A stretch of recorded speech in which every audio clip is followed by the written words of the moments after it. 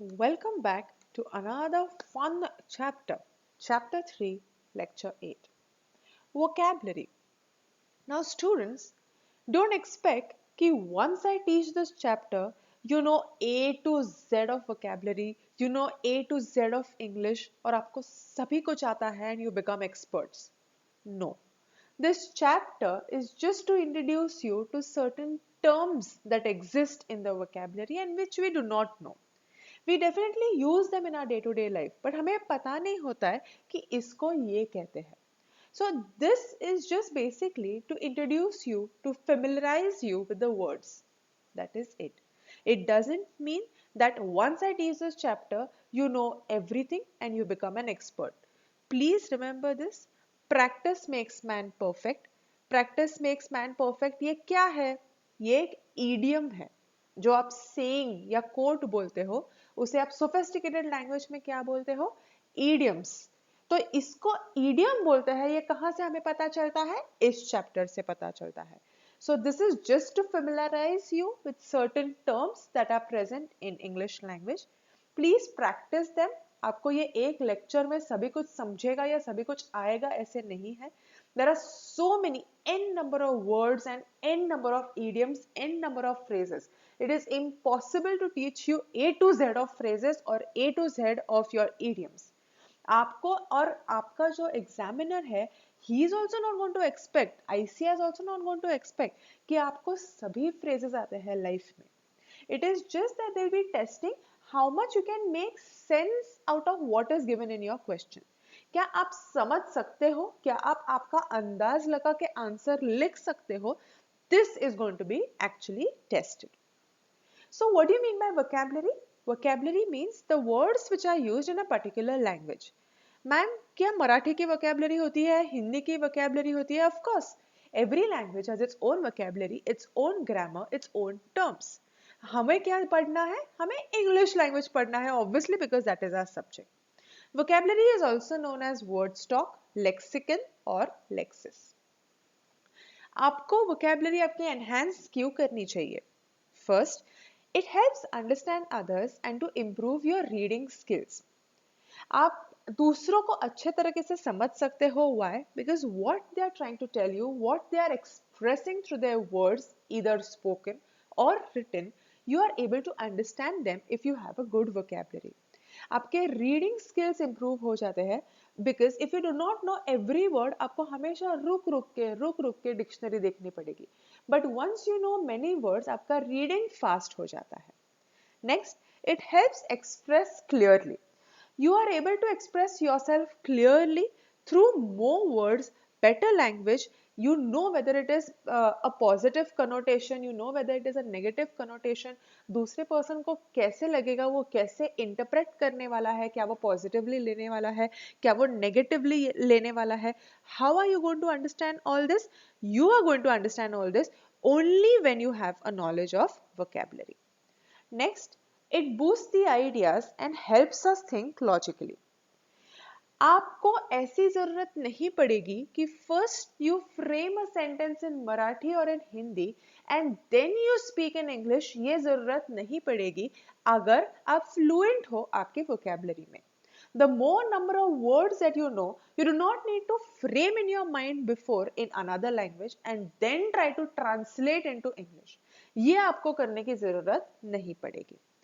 Next, it keeps the listener engaged in the conversation. दूसरे person को अगर आपका लैंग्वेज, आपकी भाषा नहीं आती है एंड यू बहुत सारे आप abundant बहुत सारे वर्ड्स यूज कर रहे हो, रिच sophisticated वर्ड्स यूज कर रहे हो, and the other person is not understanding at all, there is miscommunication, gap in communication.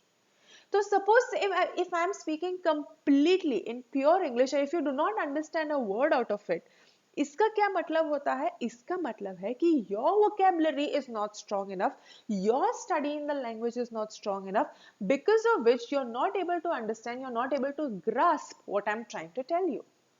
सो अगर आपने आपकी वोकेबलरी इंप्रूव की, so no matter whichever language, जिस भी लैंग्वेज में आप वोकेबलरी इंप्रूव करोगे, no matter what the other person is speaking in that language, you will able to understand it, you will be able to understand what the other person is communicating, and आप उसको reverse में वैसा ही reply दे पाओगे जैसा उसको expected है. Next, it helps create good impression. High funda usage of words, more of phrases, more of idioms, more of language. आपके आप जितनी फ्लारी बनाओगे, जितनी रिच बनाओगे, उतना ही आप ज्यादा बेटर इंप्रेशन क्रिएट कर पाओगे. अगर you go for a job interview, उसमें आपका जो रेज्यूमे होगा, हम रेज्यूमे राइटिंग देखेंगे, रेज्यूमे होगा, उसमें the words that you use matters a lot. आपको depending upon the company, depending upon the boss, you need to study कि आपका बॉस कैसे है, उधर के लोग कैसे हैं, कल्चर कैसा है, बैकग्राउंड कैसा है, मल्टीनेशनल है या लोकल है, स्मॉल साइज है, मिड साइज है, लार्ज साइज फॉर्म है. You need to study about wherever you are going, not necessary related to your professional life, related to anything that you do in life. It is better that you have a pre-hand information about whatever you are going to do or whatever or wherever you are going to go. Why? Because you are able to contribute to whatever you want to say. Suppose you already know कि वो company का background क्या है, company का profile क्या है, तो अगर उस पर्सन ने, उस इंटरव्यूअर ने आपको पूछा कि why have you chosen our company, you can explain better, you can express better. Why? Because you have studied about their company. You have read about whatever documents are available to you. You studied about the culture in that company. You studied about the kind of jobs or kind of profiles or the kind of clients that come to this company. If you know everything about a company, जो भी public information available है, the interviewer will also know that you are actually interested because you've studied pre-hand and you've come. Similarly, any place that you have to go, if you have to go for an examination, it is obvious वो examiner क्या test कर रहा है कि आपको इस subject में interest है या नहीं. How the person is going to judge कि आपको interest है या नहीं? The words that you use, the clarity of the words that you use, your thought process जो अभी आप लिखने वाले हो. English is all about your thought process. पहले तो आपके words क्या है, आपका grammatical tense आप कैसे use कर रहे हो, everything matters. But the most primordial thing that matters is supposed to be your thought process. How are you thinking? Are you thinking in another language and then translating? Or are you thinking in that language itself in which you want to express? This is clearly expressed, my friends, through how you're writing. Many times that I read your composition, I understand कि पहले आपने वो मराठी में सोचा है and बाद में उसको translate किया है. ये समझता है because pure translation हमेशा Marathi to English, pure translation हमेशा ही sentence में fit हो, ये जरूरी नहीं है. So please, आपका अगर आपने नहीं चालू किया है, please start reading. Please start reading your dictionary. Please start reading your books. This is the only and the fastest way that you're going to improve your vocabulary. Now, types of vocabulary. We already know the activities that take place. पहला होता है listening, फिर होता है hearing, फिर reading and writing. I hope you people are revising everything that we have done. I'm not saying that you should be revising every day, but see to it that आप उसको at least in a week 2-3 times, 4 times जितना भी आप maximum कर सकते हो revise कीजिए, because English is such a language that is going to be used in all your papers. Everywhere you are going to need this. Everywhere आपको sentence formation correct बनाना है. Ma'am हमें practical subject में तो ज़रूरत नहीं है. बेटा उसमें तो theory questions भी आते हैं. वो theory questions आपको full marks लाने के लिए या at least 4 out of 5, 8 out of 10 लाने के लिए you need to frame your sentences well. वो sentences frame well तभी होगे जब आपको concept के साथ frame कैसे करना है ये समझ में आए. So types of vocabulary. First is your listening vocabulary. Listening vocabulary जो आप सुनते हो और समझते हो. Adults can understand almost 50,000 words. 50,000 words में से आपको कितने words आते हैं? 50,000 words तो हमें ऐसे ही आते हैं. उसके बाद अगर आपको enhance करना है तो आपको मेहनत करनी पड़ती है. 50,000 words ऐसे ही आते हैं सुन सुन के. But If you want to go beyond these 50,000 words, what should you do? You should listen to more of that language. You should read more of that language. You should understand more of that language, and you should work hard on that language. Second is your speaking vocabulary. Speaking vocabulary, the words we speak, of course. Adults usually speak 10,000 words. Not everything that you hear is the thing that you speak. Why? Because people hear things, they do not listen to things. Difference between hearing and listening. Hearing, आपके कान पे शब्द पड़ते हैं, आपको कुछ समझ में आए ना आए, बस शब्द पड़ते हैं, एक कान से आए दूसरे कान से चले गए, is hearing. लिसनिंग क्या होता है? आप सुनते हो, समझते हो, उसको दिमाग में एनालाइज करते हो और फिर वो आपके सबकॉन्शियस माइंड में रह जाता है. So everything that you hear is not stored in your brain and you do not remember it when you speak. ऐसे आप कहते हैं ना, sometimes whenever you are saying a particular thing, उसको क्या कहते हैं, उसको क्या कहते हैं, you do not remember it. You've heard it, you know the word, but you don't remember it. That is why you listen to more number of words, at least 5 times more than what you speak. Next is your reading vocabulary.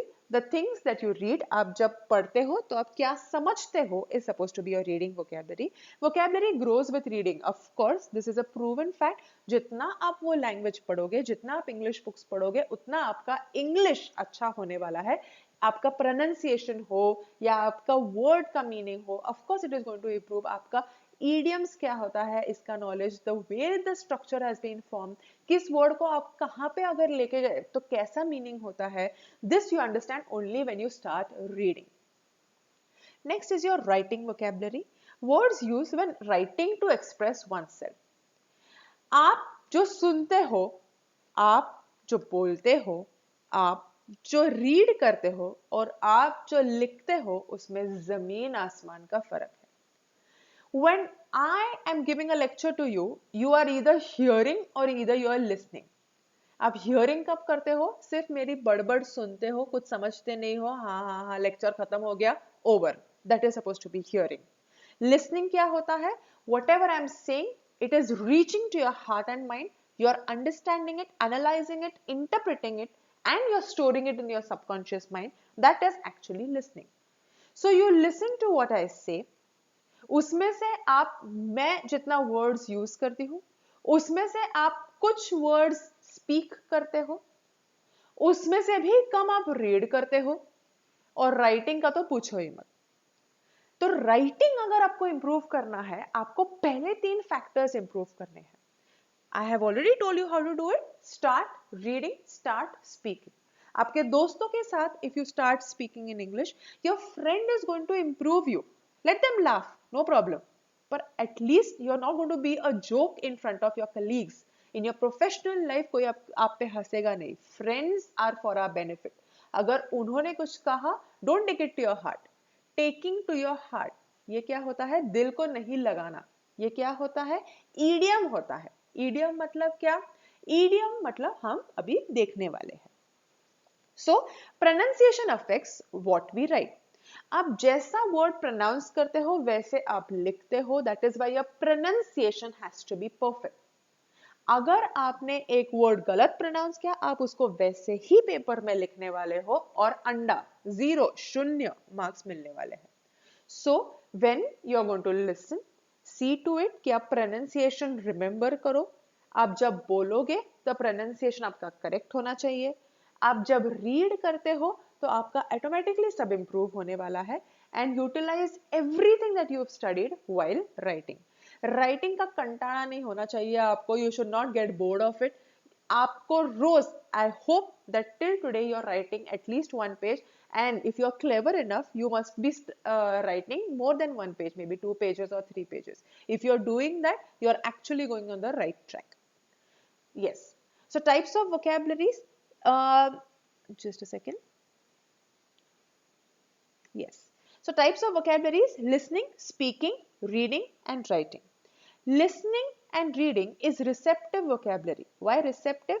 Because उसका आपको reception होता है. You are taking it. Input. Input is supposed to be receptive vocabulary. Speaking and writing, expressive vocabulary output. Listening के वक्त आप सुनते हो, वो आपके अंदर आता है. Somebody else is saying something, you are listening to it. Reading, somebody else has written something, you are reading it. So that means that उसका आपको input होने वाला है. In case of speaking, you are speaking whatever is there in your heart and mind. You are going to speak it to somebody else, and that somebody else is going to listen to you. So एक input है, एक output है. Output is speaking and writing. Input is listening and reading. Listening is the input of speaking, that is output. Reading is the input of writing, that is output. Now, listening and speaking is oral vocabulary. Listening and speaking is oral vocabulary. Reading and writing is written vocabulary. Of course, when you're reading something, something is written, that is why you're reading it. When you're listening something, somebody is saying something, that is why you're reading it. Listening and reading is input, receptive vocabulary. Speaking and writing is expressive vocabulary, that is output. Listening and speaking is oral because somebody is saying and you listen to it. Reading and writing is written because somebody has written and you're reading it. Clear? Next, effective ways to improve vocabulary. Now, आपको क्या-क्या आना चाहिए? Synonyms is opposite words, similar words. Foreign words यानी other than your language also, if you know certain words, suppose you know Latin words, you know Greek words, and you translate them, you write it in your composition and then you translate into English, it gives a better vibe to your composition. Next, we are going to see what is connotation. We've already seen connotations if you remember. Denotation and connotation. Denotation का मतलब होता है actual fact. Connotation is how you're feeling about it. Your feeling can be either positive or it can be negative. हमने example देखा था heart का.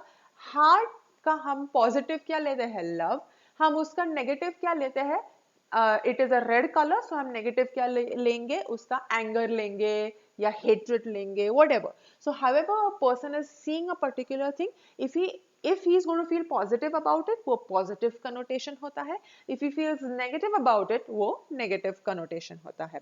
Connotation is your way of looking at a particular thing, whereas denotation is the actual fact.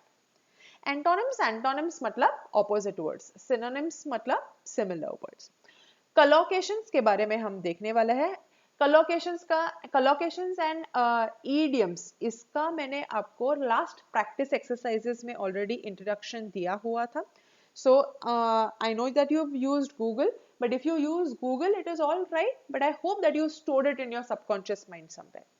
Next हम phrasal verbs देखेंगे. Next you should be aware of the words.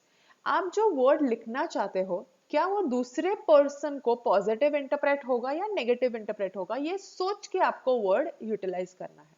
Suppose I say you are very childish and if I say you are child like, दोनों का मतलब same है कि आप बच्चों जैसा बिहेव करते हो, बट जब मैं आपको चाइल्डिश बोलती हूँ वो नेगेटिव होता है कि आप कितने बेवकूफ हो, कितने चाइल्डिश हो, उसका ये मतलब होता है. बट व्हेन आई से child like, it means you are innocent like a child. So I am saying the same thing. मैं आपको same thing से compare कर रही हूँ. I am comparing you to a child. But when I look at it in a positive way, I say that you are childlike. When I look at it in a negative way, I say that you are childish. ये connotation होते हैं. The way I look at a particular thing, it can either be positive or it can be negative.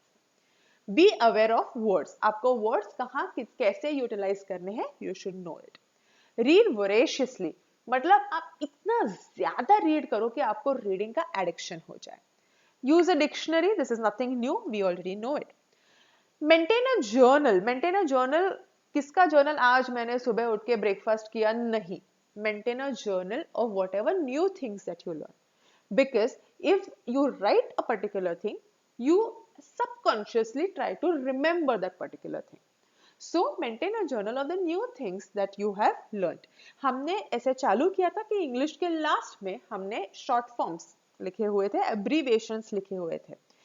अगर आपने उसमें एक भी extra abbreviation नहीं लिखा हुआ है तो अपने आप को एक जोर से थप्पड़ मारिए और समझाइए that you are not working efficiently towards your goal. If you are not taking efforts, who is anybody else to take efforts for you? अगर आपको ही improve नहीं करना है, क्या मैं आपको 2 ही शब्द लिखवा के दूंगी? Of course not. मैंने वो आपको सिर्फ एग्जाम्पल के तौर पे दिया था, so that you can continue writing the abbreviations in your book. You can continue writing the new words in your book. I have just introduced you new ways of learning. You have to develop those ways. अगर आपको नहीं आ रहा है, I'm there to help you. But none of you asked me कि ये improve कैसे कर सकते हैं और मैं क्या कर सकता हूँ. I have already studied in the syllabus. इससे आगे मैं क्या करूँ? None of you bothered to ask me. Why? जितना होमवर्क है आप उतना सबमिट करोगे, खत्म. नहीं, उसके ऊपर जाओ, उसके ऊपर आप डिक्शनरी यूज कर रहे हो या नहीं, कितने वर्ड्स आप नए यूज कर रहे हो. Give me all these inputs. आप जितना मुझे इनपुट दोगे वैसे ही मैं आपके नेक्स्ट लेक्चर्स में या आपके प्रैक्टिस एक्सरसाइजेस में इंप्रूवमेंट करूंगी. You said you want more practice exercises. I've given it to you. So if you want them, you ask me. Maintain a journal.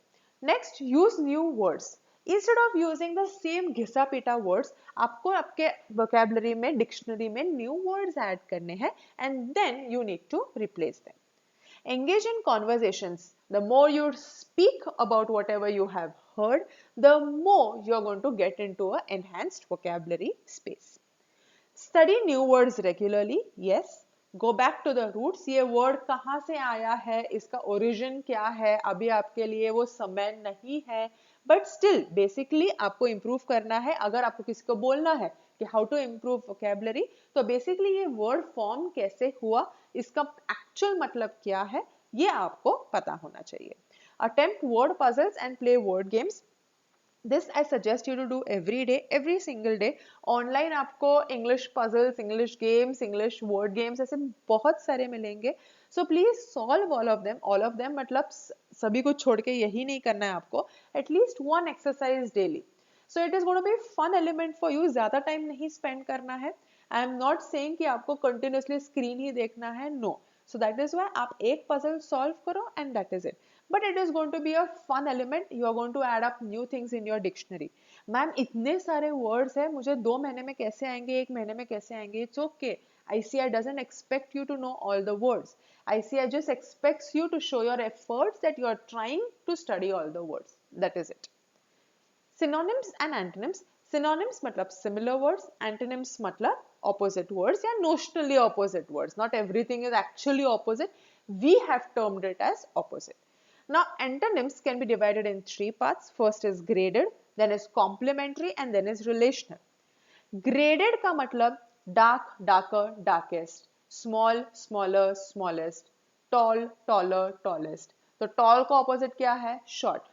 Taller का opposite क्या है? Shorter. Tallest का opposite क्या है? Shortest. So ये जब grading होता है, tall, taller, tallest, this is supposed to be grading. So that is grading opposite. तो अगर टॉलर है तो शॉर्टर है, so that is graded. Complementary, complementary यानी यहाँ पे ग्रेडिंग सिस्टम नहीं होता है. Example push and pull. Pusher, puller ऐसे हम कुछ नहीं लिखते हैं, so that is complementary. Relational is husband, wife, son, daughter. Okay, so this जो होता है forms relation between two opposite words, teacher, student, that is supposed to be relational. Antonyms can be 3 types: graded, complementary, relational. Graded is supposed to be जहाँ पे weighting होता है. Okay, weighting tall, taller, tallest, short, shorter, shortest, small, smaller, smallest, large, larger, largest.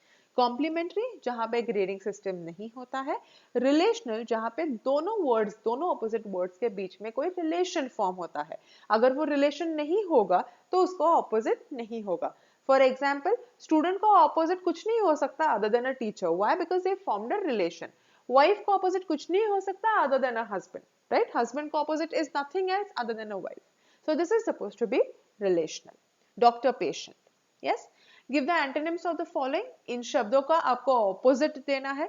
Of course, now I know that most of you will not know every word. आप क्या करोगे? आप instead of Google, I expect you to see the dictionary.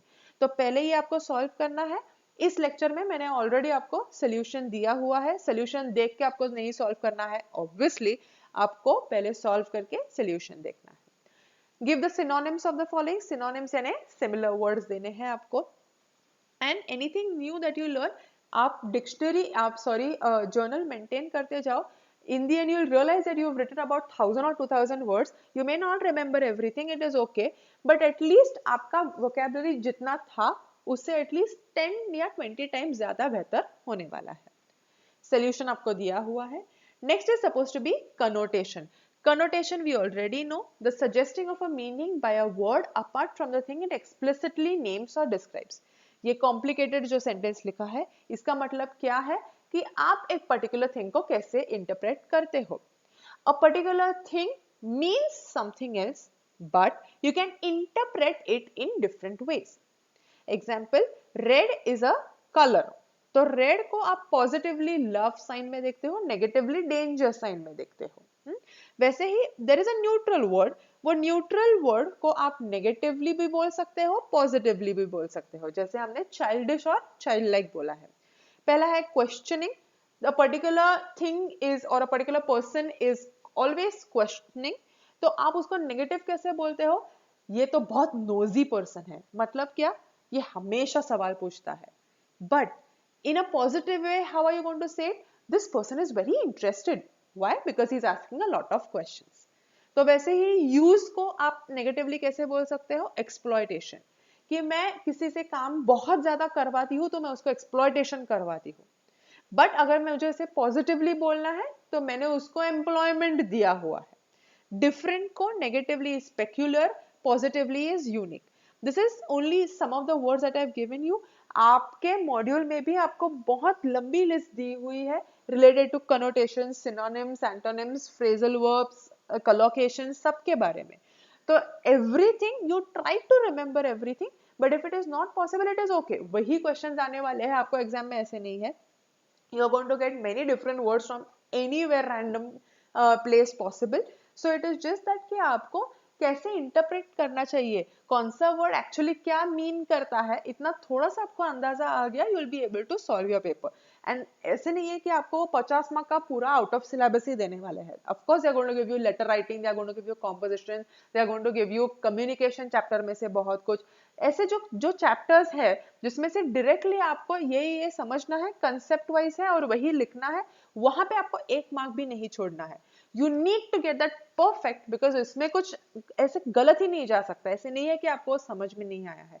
In this I understand कि आपको शायद phrases नहीं समझेंगे या कनोटेशन नहीं समझेगा, आपको नेगेटिव वर्ड उसका कैसे फ्रेम करना है शायद पता ही नहीं होगा कि वो वर्ड ऐसे होता है. That is absolutely okay, but you try to grasp your attention into this also. जितना आपको आएगा उतना it is better for you.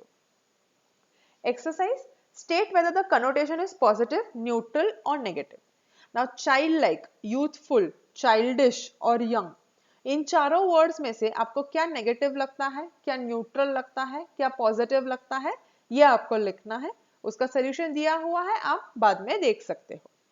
Now root of the words, आया कहां से ये शब्द, that is supposed to be root of the words. Origin of the words and the way in which their meanings have changed throughout history is known as etymology. Origin of the words क्या है और अभी उनका मतलब क्या है, ये पूरा जो हिस्ट्री है उसे बोलते हैं etymology. Now example यहाँ पे दिया हुआ है. I have given you this website. ये वेबसाइट पे you have a list of words जहां पे आप रूट्स देख सकते हो, मीनिंग देख सकते हो, ओरिजिन देख सकते हो. क्या आपको उसको रट्टा मारना है? बिल्कुल नहीं. एक बार या दो बार उसको पढ़ लो, so that is more than enough. Now see the meaning. Root word is acro. Acro का मीनिंग होता है टॉप या हाइट. ये ओरिजिन है ग्रीक वर्ड का. Should you know every origin of every word? Not necessary and it is impossible for you to learn. Example, क्या मुझे सब पता है? Of course not. मुझे भी नहीं पता है कि कौन सा वर्ड कौन सा लैंग्वेज में था. Example, acrophobic. एक्रो से वर्ड बना एक्रोफोबिक यानी फियर ऑफ हाइट. एम्ब्यूल से वर्ड बना एम्बुलेंस यानी vehicle used to move patients. Andr से बना एंड्रॉइड. एंड्रॉइड का मतलब रिजेंबलिंग ह्यूमन. एनिमे से बना एनिमल. मेनिया से बना बिब्लियोमेनिया, a crazy love of books. तो ऐसे बहुत जो भी सारे शब्द है, सारे शब्दों का कोई रूट होता है, जिनका कोई मीनिंग होता है, जिनका कोई ओरिजिनल होता है। वो रूट वर्ड लेके बहुत सारे डिफरेंट वर्ड्स बनते हैं और वो डिफरेंट वर्ड्स का मीनिंग कंप्लीटली डिफरेंट होता है। ओके, देखो एक्रो का मीनिंग होता है टॉप या हाइट, और एक्रोफोबिक का मतलब है फियर ऑफ हाइट। तो वही रूट वर्ड यूज करके मैंने कंप्लीटली डिफरेंट वर्ड बनाया है जिसका मीनिंग डिफरेंट है। Okay, now prefix and suffix. Prefix, a letter or group of letters that appear at the beginning of the word and change the word's original meaning. For example, if I write respect, तो respect को अगर पहले dis add कर दिया तो disrespect becomes the antonym of respect. So there are a particular group of letters. If you add them before a word, it changes completely. If I write it as pleasant, pleasant को अगर मैंने पहले un unpleasant लिख दिया तो it completely changes the meaning, वो opposite बन जाता है प्लेजेंट का। अगर मैंने बिलीवेबल लिखा, बिलीवेबल को मैंने अगर डिस ऐड कर दिया, इट बिकम्स डिसबिलीवेबल और unbelievable if I add un. Suffix, letter or a group of letters that is usually added at the end of the words. Prefix पहले, suffix बाद में. When you become a CA, what are you going to write? CA Revati Murkute, CA Akash Rathore, whatever is your name. तो आप उसको prefix लगाओगे, यानी आपके नाम के पहले लगाओ. Suffix का मतलब when you add it later. Your surname is a suffix to your name. मतलब आपके नाम के बाद आप surname add करते हो. Together, prefix and suffix is known as affixes. Now, prefix. Example दिया हुआ है, dis का meaning है opposite, disagree, disapprove, disauthorize. Omni, omni मतलब everywhere, omnibus, omnipotent, omnipresent. Pre का मतलब है before, prefix, predetermined, pre-era. Trans का मतलब है across, beyond, transgender. ट्राई का मतलब है ट्री, ट्राईसाइकिल, ट्रायंगल. सर्कम का मतलब है अराउंड, सर्कमफ्रेंस. तो this is also just a small list. आपके मॉड्यूल में भी एक बड़ी लिस्ट दी हुई है और जो लिस्ट है उसमें से अलग ही आपको एक्सरसाइजेस दिए हुए हैं. Now don't come back to me and say कि मैम एक्सरसाइजेस में जो दिए हैं वो तो आपने भी नहीं करवाए और मॉड्यूल में भी नहीं करवाए. अरे इतने सारे वर्ड्स है, इतने सारे प्रीफिक्स है, इट इज नॉट पॉसिबल कि आपके बुक में वो छाप देंगे. अगर वैसे किया तो आपका English book is going to run into pages and you are never going to complete your syllabus, right? So you are going to get exercises. आपके एग्जाम में भी ऐसे क्वेश्चंस आएंगे जो आपके मॉड्यूल में नहीं थे या मैंने भी आपको वो वर्ड्स नहीं दिए हुए हैं. It is going to come. तो ICAI just going to test कि आपको आता है या नहीं आता. If you don't know it's okay.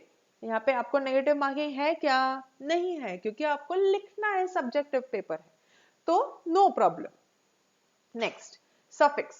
Suffix मतलब you are going to add it later on after the word. Now see, ACY state of quality, words privacy. फिर EN यानी उसका मतलब है become, जैसे enlighten. ऐसे आपको ANCE state और quality of, उसका मतलब उसका word हमने बनाया maintenance. आपको कोई मीनिंग नहीं पूछने वाला है यहाँ पे, जनरली आपको वर्ड्स पूछेंगे. हम उसका एक्सरसाइज देखेंगे.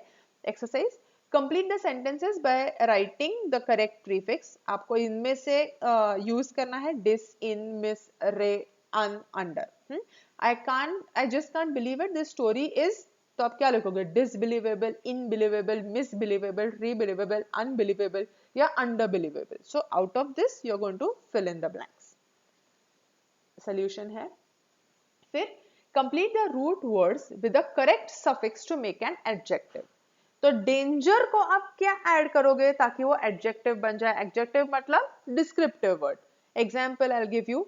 नाउ सपोज हेल्प, तो हेल्प को आप ऐड करोगे helpful, use useful, suit suitable, pain painful. Okay, वैसे सोल्यूशन दिया है आपको. Now phrasal verbs. A group of words that functions as a verb plus preposition, the meaning of its separate parts is different from them put together. इसका भी मैंने आपको example दिया हुआ है या आपको मैंने मैंने आपको इमेजेस भेजे हुए हैं ग्रुप पे. Phrasal verbs with let in, let down, let on, let off. यहाँ पे क्या दिख रहा है? वर्ब क्या है? let. preposition क्या है? in, on, down, off, under, make, on. Okay, so ये जो preposition और verb को जब हम एक साथ लाते हैं, let in का मतलब अलग है, let down का मतलब अलग है, let off का मतलब अलग है और let on का मतलब अलग है. So verb and preposition when it comes together, separately off का मतलब different है, let का मतलब different है. But जब आप let और off को एक साथ लाते हो तो वो completely different mean करता है. Phrasal verbs में you need to remember there is a verb and there is a preposition. You put them together and it means something different. Complete the sentences. Put your shoes dash. It's cold. It's too cold to walk around barefoot. Now put your shoes on, under, above, in. क्या आप लिखोगे? आपको preposition add करना है. You must get dash now or you will be late for school. Get up, get on, get in. क्या? So this you are going to complete the sentences. ये क्या है सारे? ये prepositions है. Phrasal verbs क्या है? Verb plus preposition. अगर आपने add किया तो वो बन जाता है adjective. Adjective का मतलब क्या है? Adjective मतलब describing words. Adjective हमने कहाँ पे देखा था? Root words को बनाने के लिए. In case of phrasal verbs हमने क्या देखा है? Phrasal verbs यानी verb plus preposition. If you put them together, it means completely different. And अगर आप वो आपके separate parts देखोगे तो वो different mean करता है. ये मैंने आपको images already send किए हैं group पे. If you do not have them, please take it from somebody. Yes, next. Next is collocations. Familiar grouping of words which habitually appear together. Blank check, annual turnover, gross profit, gross loss, net profit, net loss, water flows, dry mouth, stinky mouth, draw attention to, heavy rain. हम नहीं बोलते thick rain आ रहा है. आज कैसे rain है? Thick rain. नहीं, you never say this. आप क्या बोलते हो? It's heavily raining. It's raining cats and dogs. तो heavy rain, this is supposed to be collocation.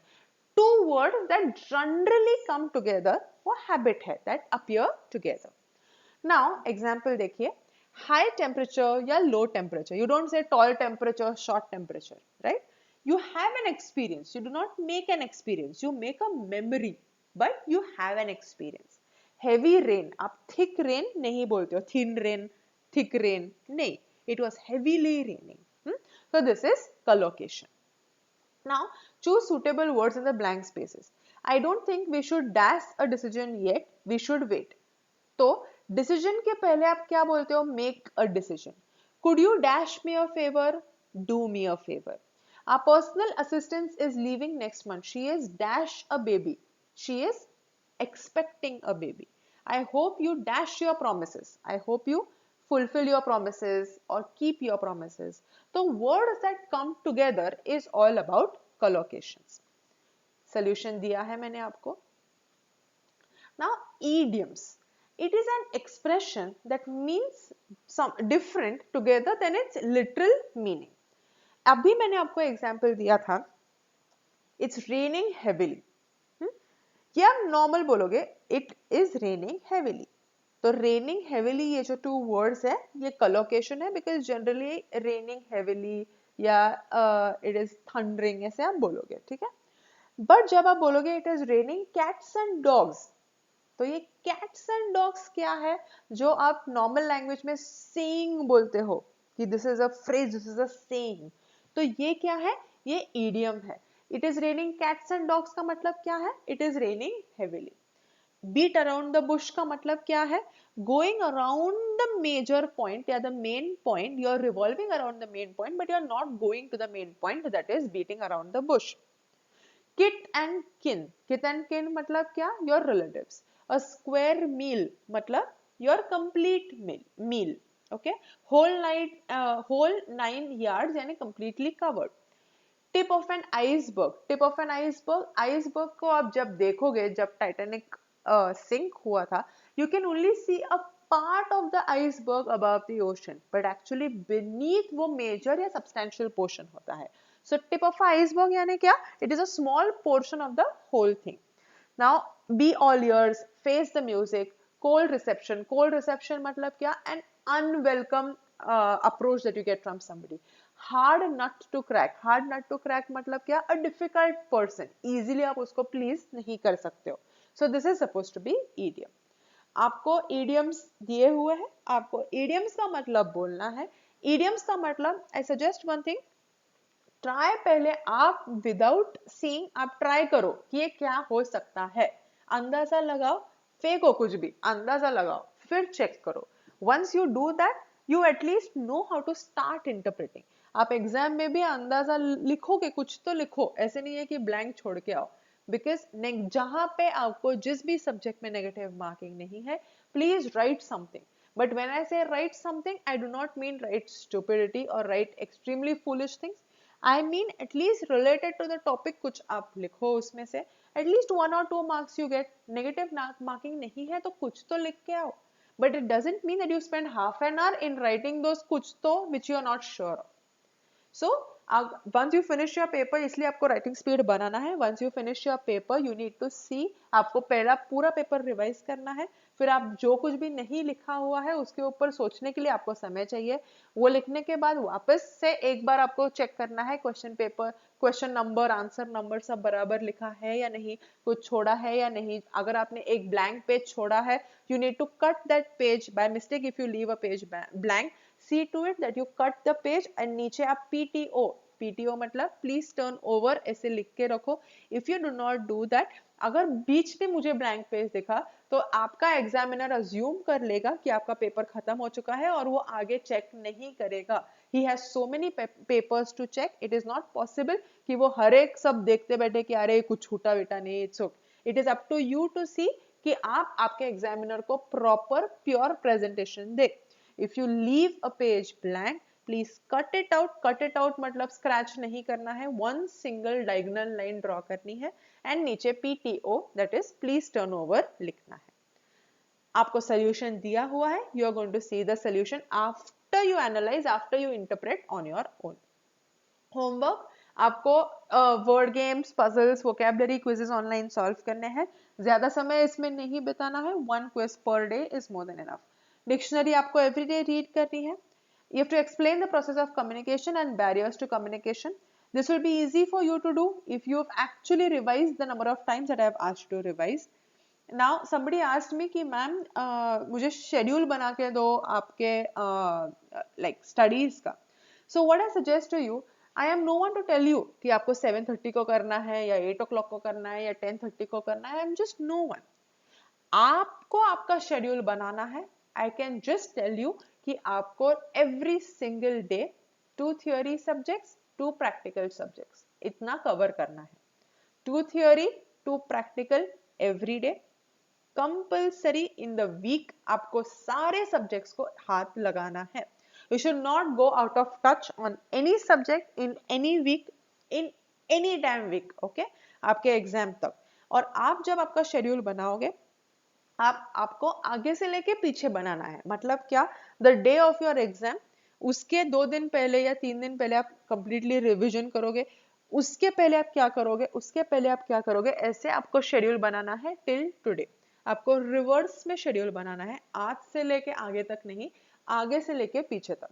Because if you make a schedule to the last day of your exam, you realize that you haven't actually revised and you haven't given the time to yourself to cool down and get ready for your exam. So all you need to do is आपको exam date लिखनी है. Exam date से आपको पीछे reverse schedule बनाना है. आपको पता चलेगा कि आपके पास कितने आवर्स है, कितने टाइम आप उसको रिवाइज कर सकते हो या नहीं कर सकते हो, जो कुछ भी आपको है. So make your schedule like that. 2 theory, 2 practical subjects you need to touch every single day. ऐसे नहीं है कि आपको पहले theory complete करनी है फिर practical करना है, नहीं. If you do that, you're going to forget all your theory subjects, whatever you studied before. What are the parts of a sentence? Explain in detail. जो है subject, predicate, phrases, complements, वो पूरा जो मैंने आपको चार्ट सिखाया है, वो आपको all parts of a sentence copy नहीं करना है बेटा, आपको आपके words में लिखना है. Then write a letter to the sales manager requesting him to suggest a road map for the coming season as COVID-19 situation has worsened the sales. Now February to June sales अच्छे नहीं है, तो आपको sales manager को you need to assume which company you are, what are you doing, सब आपको assume करना है. You need to ask your sales manager कि एक road map डिजाइन करो कि हम आगे कैसे बढ़े, और आपके पास भी जो आइडियाज है वो आपको लेटर में डालने हैं और उसके बाद उसके सजेशंस उसके ऊपर मांगने हैं. Okay, complete your homework. All the best. Thank you.